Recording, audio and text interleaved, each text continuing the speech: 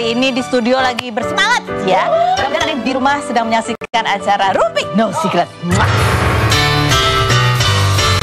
Juga sama semangatnya dengan kita semua yang ada di sini. Bersama saya Karo, sudah ada beberapa bintang tamu juga yang hadir untuk berbagi ceritanya. Dan ada Daniel di pojok sana. Ya, juga semangat unyu-unyu. Kita ke pojokan dulu yuk untuk membahas apa sih yang lagi ramai diperbincangkan, ramai diberitakan, dan tentunya ramai menuai banyak komentar dari dari para netizen, baik itu untuk hal-hal yang datang dari dunia nyata maupun dari dunia maya.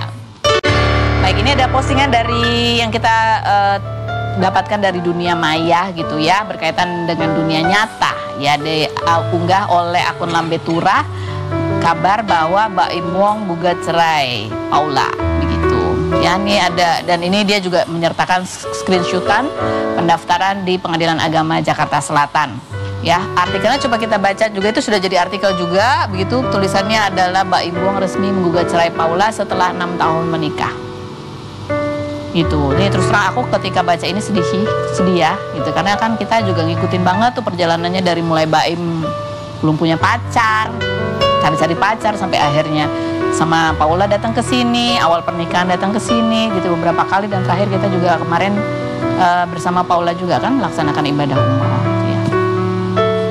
Nah, ini hal yang menarik juga adalah ketika kita mau ngecek langsung di database di Pengadilan Agama Jakarta Selatan gitu ya, tertulis di situ nol gugatan gitu. Kayaknya karena ramai sudah menjadi pemberitaan, banyak orang yang mungkin ingin mengakses, sehingga saya nggak tahu deh ini jadi hang atau dihapus gitu ya. Karena kalau kita lihat di setiap harinya di hari kerja itu selalu ada gugatan, dan gugatan itu nggak satu dua gitu, ada 30, ada berapa puluh. Khusus hari ini ada 0 gugatan gitu ya.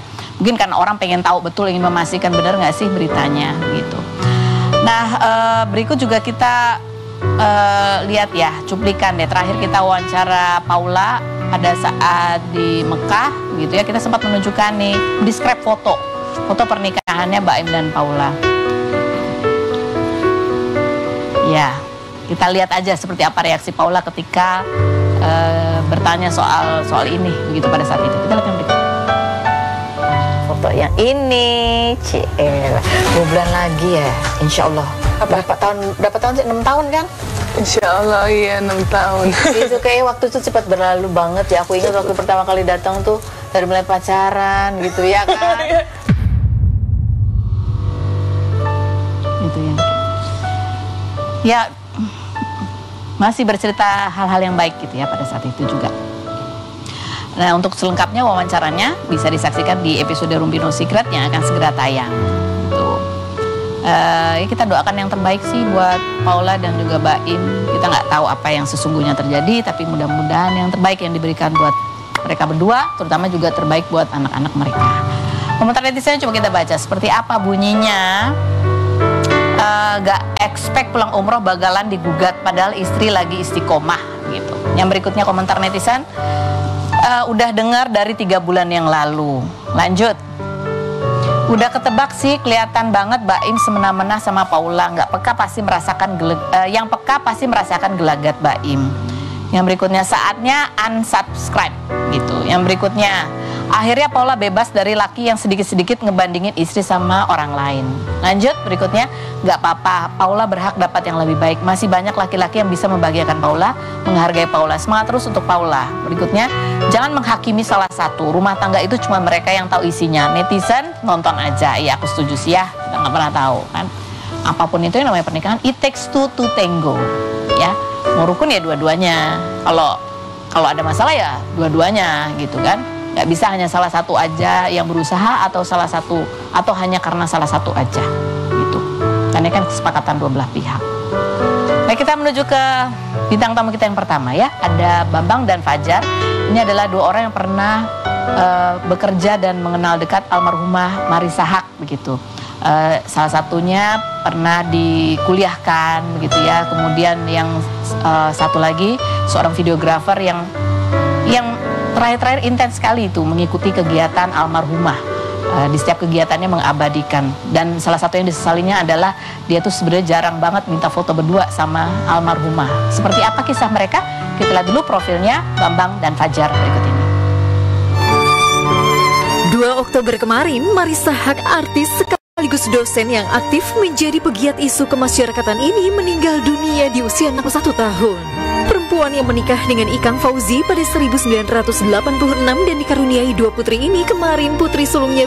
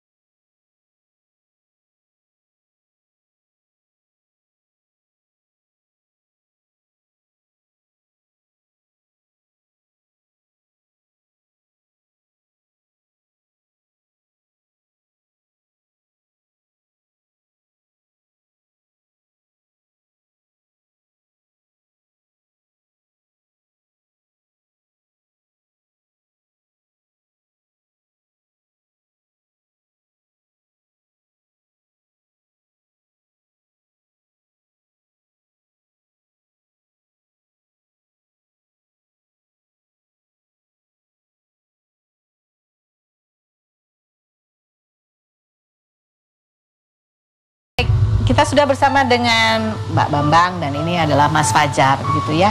Terima kasih sudah berkenan hadir di sini. Kita ingin mengenang dan juga belajar gitu ya dari apa kebaikan yang telah dilakukan oleh almarhumah Marissa Haque. Dan ini kita lihat terakhir ada video juga yang diunggah oleh Bella, putri pertama almarhumah dengan Ikang Fauzi ya, pada saat berziarah ke makam almarhumah Marissa Haque. Kita lihat yang berikut ini. Ini kita baca captionnya yang diunggah oleh Bella. Bella tadi caption dari video itu ya. Insya Allah, ini dari Bella ya. Insya Allah kita akan belajar untuk ikhlas dan kuat ya Bu. Yang penting Ibu di sana bahagia ya. Ibu nggak usah khawatir, aku akan jagain ayah dan Bu. Bismillah, atas izin Allah kami kuat Bu. We love you so much, forever and always. Salam untuk semua keluarga di sana ya Bu. Kami kangen. Ya Mas Fajar ya masih datang ke kantor katanya, masih datang sih. Walaupun bingung juga ngapain gitu ya. Itu biasanya sama Ibu sehari-harinya.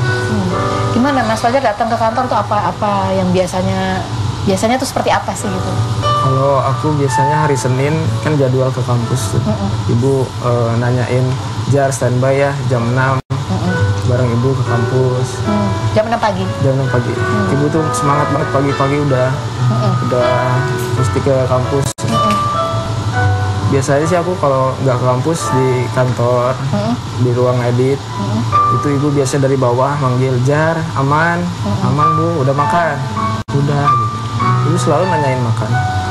Jadi kamu setelah Ibu nggak ada gitu, kamu datang gitu ke kantor, gimana suasana yang kamu rasakan? Sepi Bu. Sepi. Karena yang ngurus rumah kebanyakan Ibu. Ibu selalu perhatian dengan hal-hal kecil, tanaman yang udah kering dicabut. Jar tolong cabutin tanaman yang kering, kayak gitu sih. Jadi Ibu tuh selalu aktif ya, di rumah pun masih aktif. Gitu. Nah, kamu melihat tadi kan kita lihat postingannya Bella gitu ya. Seperti apa sih kamu melihat kondisi keluarga saat ini gitu? Kalau sekarang sih udah mulai tegar ya. Kecuali Bapak Ikang ya. Itu masih kadang teringat karena setiap detail rumah tuh ada foto Ibu. Ada barang-barang Ibu yang barang-barang kecil, perintilan kecil tuh yang disimpan di kamar. Itu selalu teringat sama Bapak. Jadi kadang meskipun tegar ngobrol dengan kita udah bisa ngobrol gitu, tapi ya kadang masih teringat gitu. Di awal-awal seperti apa kondisi keluarga? Awal sih, aduh, Bapak tuh udah kayak apa ya, udah nggak kebayang, kayak shock banget. Sampai nggak bisa ngobrol sama orang sekitar, tatapan kosong gitu. Kasihan Bapak. Katanya juga sulit makan, tidur juga. Iya. Untungnya kita yang masih agak sedikit sadar gitu ya, kita ngingetin Bapak untuk makan. Anak-anak? Anak-anak sekarang udah mulai tegar sih. Ya kalau kita lihat juga kan, ya kalau Bella terlihat lebih tegar dibanding adiknya gitu. Masih seperti itu. Iya, kakak Bella sih yang paling ini ya, udah mulai bisa ngobrol lagi dengan Bu. Kak Ciki juga udah mulai Jar tenang aja, kita sama-sama gitu. Oke. Ini postingan kamu juga ya di ini ibu said gitu. Jar, tolong videoin ibu. Itu yang selalu ibu bilang ketika dampingi beliau. Ibu adalah orang baik yang pernah aku kenal, tidak membeda-bedakan. Bahkan apa yang ibu makan sama dengan apa yang lain makan. Ibu selalu ingatkan aku makan, bahkan setiap pulang dari rumah Pelangi selalu menitipkan makanan dan lain-lain untuk istriku. Aku bersaksi, ibu, bapak, Ikang Fauzi, dan juga Bella Fauzi, Kak Ciki Fauzi adalah orang baik. Selamat jalan ibu, semoga ibu tenang di alam sana dan semoga ibu husnul khotimah ditempatkan di surganya Allah Subhanahu wa taala. Amin, amin ya rabbal alamin. Ya. Betul gak bahwa ya ibu juga sering menanyakan istri kamu, istri lagi hamil ya? Lagi hamil. Bahkan sering istri juga diajak di kegiatan-kegiatan. Diajak. Ibu baik banget sampai istriku aja yang baru kenal. Itu sering ditanyain, Jar istri kamu sehat? Padahal belum ketemu ya. Dan sekali yang ketemu tuh ibu selalu ngajak makan. Jar, ajak istrimu untuk makan di sini, di resto ini. Itu baik banget ibu. Selalu menanyakan istriku. Ya, ini Fajar dan Desi Ananda langsung ke ini ibu, aku nggak kerja sama ibu, ini istri kamu ya. Iya. Tapi ibu selalu bilang, Jar ajak Desi, Jar ini untuk Desi. Ibu ajak aku ke fashion show, Kak Ciki Fauzi, ke kondangan, ke mall, ikut kelas masak, pengajian, katanya daripada bosan sendirian di rumah. Awal-awal ditawarin jalan, sempat bengong sendiri, hah apa iya, emang aku ini siapa? Baiknya, Masya Allah. Gitu, baiknya ibu gitu. Meskipun bukan siapa-siapa lah gitu ya. Tapi ibu selalu perhatian sama orang sekitar. Bahkan orang yang nggak punya pun ibu selalu ngasih. Ibarat kayak tukang ini ibu mau sedekah buat tukang parkir yang selalu parkirin mobil ibu. Itu ibu baik banget. Baik banget. Jadi di hari-hari terakhir ibu, kamu juga pasti ada gitu. Apa yang kamu ingat di hari terakhir kamu bersama ibu? Aku terakhir ketemu ibu tuh 7:30 hari Selasa. Itu permintaan ibu terakhir tuh, Jar tolong print berkas penelitian ibu. Aku tuh print tebal banget ya printan ibu. Dan itu terakhir aku ketemu ibu, katanya, Jar makasih banyak, maafin ibu ya, ibu udah tua gitu. Itu aku aneh, kenapa ibu kok ngomong gitu gitu. Gak pernah sebelumnya. Terima kasih pasti ya gitu ya. Tapi maafin ibu itu. Nah ya, kalau itu sering sebenarnya. Itu sering? Sering. Minta maaf itu sering? Iya, ketika aku ngantar ke kampus dampingi beliau, ibu selalu bilang, Jar maafin ibu ya, ibu udah tua, apa ya bekal ibu nanti di akhirat katanya.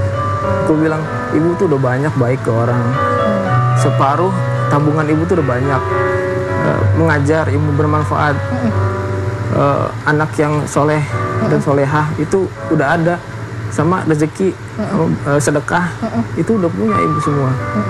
Jadi ibu cukup bu, bilang. Udah jangan dibilang gitu lagi, ibu yang penting sehat. Gitu. Oh, iya. Jadi beberapa kali memang ibu sempat mengatakan hal itu. Tapi yang terakhir kamu bilang aneh gitu, kenapa? Aneh banget karena kosong gitu, tatapan ibu tuh kosong. Tatapan ibu kosong. Dengan Jar minta maaf ya, udah. Aku sampai disempet di hadiah untuk aku ketika kan biasanya ibu kalau aku pulang tuh suka ngasih hadiah, entah minuman sachet atau apa, itu pasti ada. Itu ibu tatapannya kosong. Aku makanya aneh tuh tidur, ibu mungkin karena sering bilang kayak gitu. Jadi mungkin ibu sering bilang gitu, ya udahlah gitu. Dan akhirnya jam 12 tuh aku ditelepon sama supirnya Pak Ikang bahwa ibu udah nggak ada. Aku shock banget, langsung ke rumah sakit. Keadaan ibu udah pergi. Nah, berikutnya untuk Pak Bambang nih. Pak Bambang juga udah lama sekali ya, dari umur 19 tahun waktu itu ya kerja. SMA kalau salah. SMA. Jadi waktu itu boleh cerita pertama kali pertemuannya sama ibu tuh seperti apa sih? Awalnya tuh saya punya tetangga kan tukang kebun, namanya Bang Pendi. Bang Pendi bilang, Bambang mau cari uang sampingan nggak gitu? Ngapain bang gitu? Terus bantuin abang di sana gitu. Di mana? Di kompleks gitu. Terus saya bilang, oh mau. Awalnya nggak mau saya, terus akhirnya mau juga. Saya pikir saya butuh jajan tambahan gitu. Terus saya ke situ sehari 2 hari saya nggak tahu nggak ketemu tuan rumahnya gitu. Pas hari ketiga atau keempat baru ketahui, oh ini rumahnya artis ya bang, gitu dulu gitu. Terus iya bang mau baru tahu, iya baru tahu saya. Akhirnya ibu ke kantor, dikenalin tuh, nama siapa? Gitu. Orang baik ya bang gitu. Iya itu awalnya kayak gitu bu. Akhirnya saya kerja. Ya udah saya kerja aja. Terus gimana sampai bisa kamu cerita ditawarin untuk dikuliahkan pada saat itu? Awal sih kerja itu ya sekolah kan pagi kerja sekolah, siang kerja nyiram bunga atau sapu halaman sama bersihin sampah-sampah di kolam. Nah itu dulu tuh kerja sama Pak Ikang kalau nggak salah. Terus sebulan 2 bulan mungkin Bu Ica ngelirik saya kerjanya bagus, terus ditanya sekolah di mana gitu kan. Saya bilang saya sekolah di Cilandak bu, gitu-gitulah. Oh negeri ya, ya dapat negeri saya alhamdulillah. Ya udah ibu kamu suruh kesini gitu, nanti kamu punya adik nggak? Punya bu, SMP gitu. Ya udah sekalian nanti saya ngomong sama ibu kamu kesini aja gitu. Saya nggak tahu dia ngomongin apa. Pas ibu saya ke situ, ibu saya pas di rumah saya tanya, ada apa mak? Dia ngomongin sama ibu Ica gitu. Lu sama adik lu mau disekolahin gitu. Ya Allah saya kaget kan. Ya udah, tapi itu di luar gaji saya gitu bu. Sampai saya lulus ditanya, Bambang mau kuliah atau mau kerja gitu. Saya sih pengen kerja bu. Ya udah kuliah aja yang sambil kerja. Dulu saya masuk UT kan sambil sekolah. Cuman karena UT kata ibu susah lulusnya gitu kan. Ya udah kursus aja dulu gitu. Kursus bahasa Inggris tuh saya selama dari pre-basic sampai basic 1 2 3 4, intermediate 1 2 3 4. Terus apa mau kuliah aja gitu. Jadi saya ikut ibu kerja dulu di DPR kan, dulu ibu ke DPR. Setelah DPR baru saya dikuliahin di Unpam. Oh, jadi kamu sempat ikut ibu pada saat di DPR ya? Sampai sampai kampanye di Bandung tuh saya ikut. Sampai. Terus katanya ibu ini memang banyak sekali juga anak asuhnya juga banyak. Iya, awalnya kan ada anak-anak kecil suka naik sepeda tuh depan rumah tuh. Terus itu ada juga yang namanya Yanti gitu kan. Awal-awal sih temen Kiki gitu, Kiki kan orangnya juga baik juga sama nggak pilih kasih temen gitu loh. Jadi orang kampung dia mainin gitu, dia ikut main sini main berenang atau apa main sepeda gitu. Kiki Bella itu orangnya juga welcome sama orang kampung karena rumahnya itu di samping kampung, klasternya gitu. Akhirnya tuh yang orang kampung itu di sekolah juga sama ibu gitu. Jadi dibiayain sama ibu juga gitu. Sampai akhirnya kamu kerja juga ya akhirnya? Akhirnya saya kan ikut ibu juga, akhirnya saya lulus S1. Saya kan bilang sama ibu, Bu saya pengen nyari pengalaman lagi. Oh nggak apa-apa gitu, tapi kamu tetap bantu ibu ya gitu. Iya bu, Sabtu Minggu kalau saya libur saya bantu ibu di sini, tetap kok bantuin ibu, taman ibu saya rapihin gitu-gitu. Selama itu saya sampai 2000 terakhir waktu kerja saya kerja di Swiss German University dulu. Sabtu libur saya kerja di rumah ibu gitu sampai saya pindah ke Jakarta ke Rektor Daya Mekatrika, terus saya tetap bantuin ibu gitu. Jadi terakhir ketemu ibu itu Lebaran kayaknya. Lebaran tahun ini. Enggak ketemu lagi. Enggak ketemu lagi. Masih karena ingat? Dia itu ibu itu sukanya kan kalau dibawain tape uli ya, seneng banget gitu. Tape uli Betawi itu seneng dia, apalagi kalau tape uli atau dari mana pun dia seneng gitu. Punya nggak usah bawain kue yang lain, kue aja tape uli sudah seneng banget gitu. Nggak usah mewah-mewah lah, tape uli gitu, seneng dia. Ingat nggak apa ibu tuh suka mesen apa atau nasihatin apa gitu ke kamu? Dia bilang kalau kamu nggak sekolah kayak gini-gini aja gitu ya, kamu harus sekolah. Akhirnya saya kuliah juga, karena kuliah jadi saya kuliah karena ibu juga gitu. Gitu bu. Kamu ketika mendengar kabar ibu udah nggak ada gitu, kamu dapat kabar dari mana? Dan saya tuh udah di kantor. Saya kan jarang buka handphone kalau pagi-pagi. Di kantor teman saya tuh saya kalau dipanggil Beng, lu nggak lihat handphone gitu? Apa ya gitu? Itu ibu Marsa udah nggak ada, meninggal. Kaget saya, langsung kepala saya puyeng gitu. Saya baca WA, ternyata asistennya Pak Ikang juga WA saya, cuma saya nggak baca aja dari pagi, dari ya Allah inilah wajibul saya bilang. Lalu saya nungguin bos saya izin gitu, sempat nggak dikasih izin tapi saya ceritain bahwa saya deket banget bahwa itu orang tua asuh saya gitu. Akhirnya diizinin juga sama bos saya gitu, atasan saya. Kamu tadi juga melihat pada saat ya di awal-awal gitu masih rasa kalian berdua masih kerasa sedihnya. Gitu. Sedih banget, Bu. Begitu dekatnya memang dan begitu baiknya sosok almarhum. Baik banget, nggak ada yang main seperti ibu udah nggak ada. Baik banget.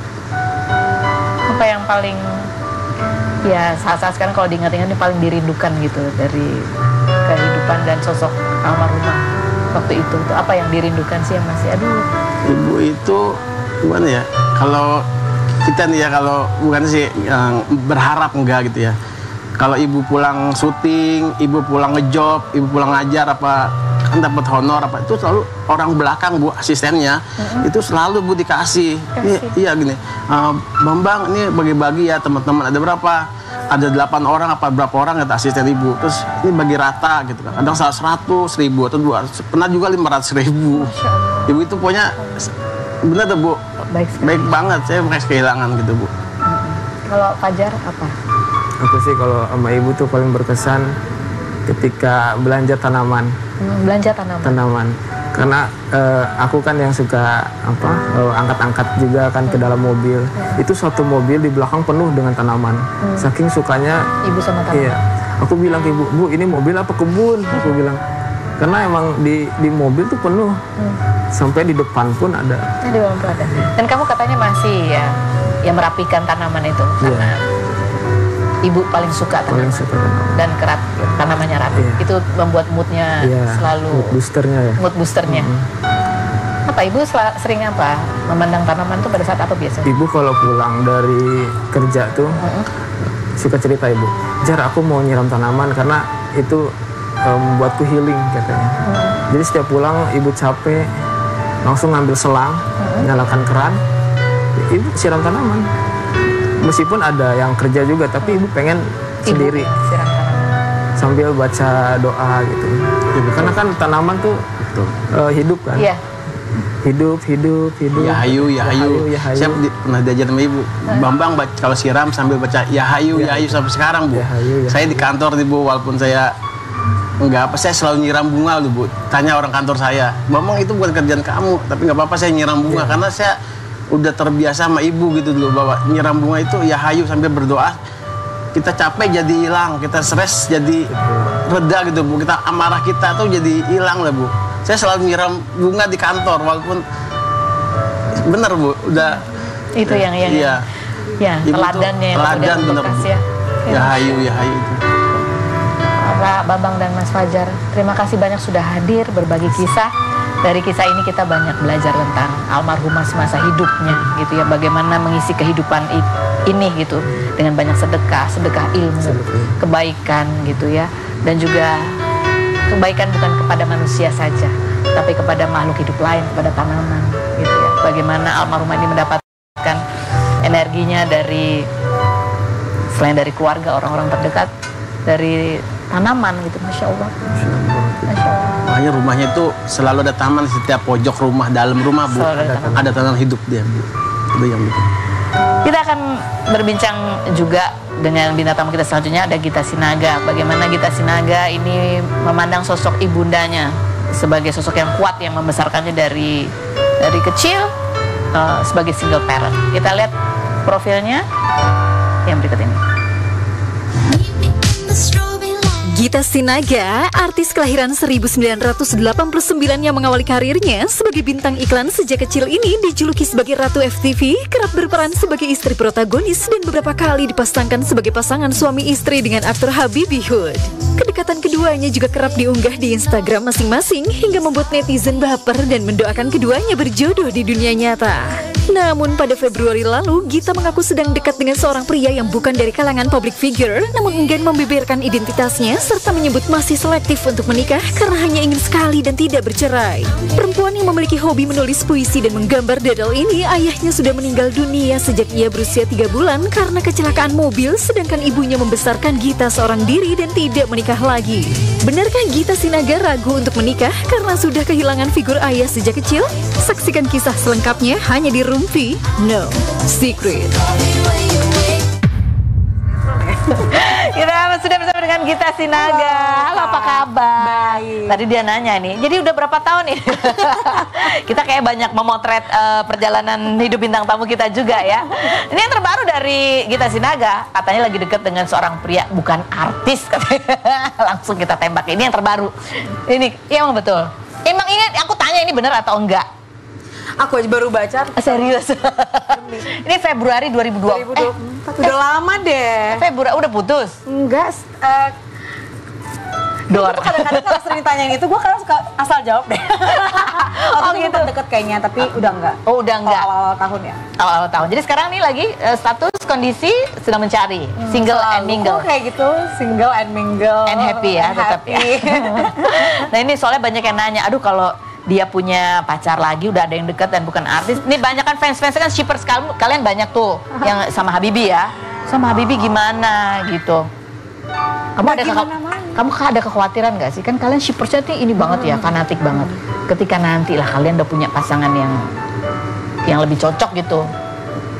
Aku nggak takut karena gini ya, kita kan akhirnya ada shippers tuh karena ada sinetronnya. Iya. Jadi sebenarnya patut disyukuri bahwa kita berdua berarti mainin karakter sebagai Bagus. pasangan itu bisa diterima. Iya. Itu sih. Jadi mudah-mudahan kalau sukanya karyanya harusnya sih nggak menyangkut pautkan dengan hal pribadi gitu. Ya, oke, nanti kita bahas lagi yang berikut ini. Benarkah dia masih... Ya, selain berikut ini, jangan kemana. Tetap di Rumpik.